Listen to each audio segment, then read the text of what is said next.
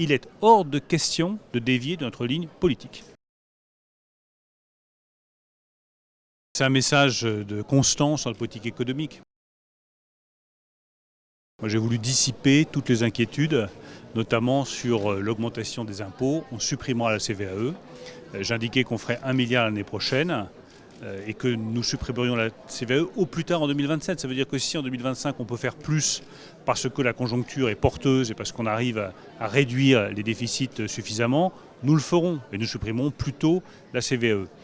Simplement, ce message de confiance, de constance dans notre politique économique s'inscrit dans un environnement qui est difficile. La Chine ralentit, le ralentissement de la croissance chinoise n'est pas une bonne nouvelle. Il y a beaucoup de pays européens qui sont en récession, une Allemagne qui aujourd'hui a des difficultés, donc je ne peux pas être étranger à cet environnement international. Donc grande constance sur la politique économique, maintien évidemment d'une politique de l'offre qui a donné des résultats exceptionnels et poursuite des baisses d'impôts. Pas de revirement du côté Aucun, de mais l'exécutif, on ne va pas changer. simplement des baisses d'impôts. Nous n'allons pas changer une politique qui fonctionne et qui donne des résultats exceptionnels. Enfin, regardons un tout petit peu avec de la fierté collective, les résultats qu'on a obtenus. 2 millions d'emplois créés.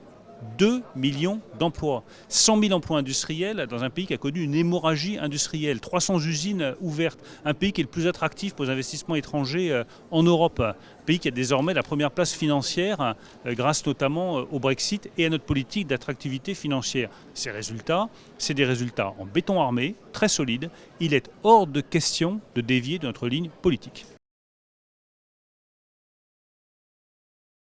Il ne s'accélère pas, mais on voit bien que c'est un sujet sur lequel, par toutes sortes de voies et moyens, on veut systématiquement remettre en cause la légitimité du nucléaire. Alors un jour, ce sera la réforme du marché européen de l'électricité, un autre jour, ce sera un autre moyen, un autre jour, ce sera la question du coût. Il y a toujours un moyen de remettre en cause la légitimité des choix français en matière de mix énergétique. Donc moi, je veux simplement rappeler une chose très simple.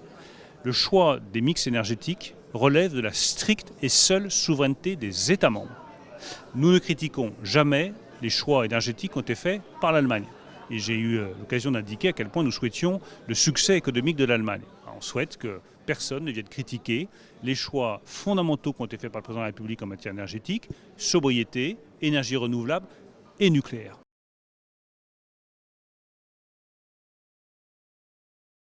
Oui, il y en aura d'autres. C'est un travail de longue haleine qui est très long, très difficile. Chaque investissement industriel majeur, pour vous donner un ordre d'idée, demande au moins 2 ans de négociation. Simplement, ce qui est aujourd'hui très positif, c'est que les conditions fiscales, les conditions économiques font de la France le pays le plus attractif en Europe.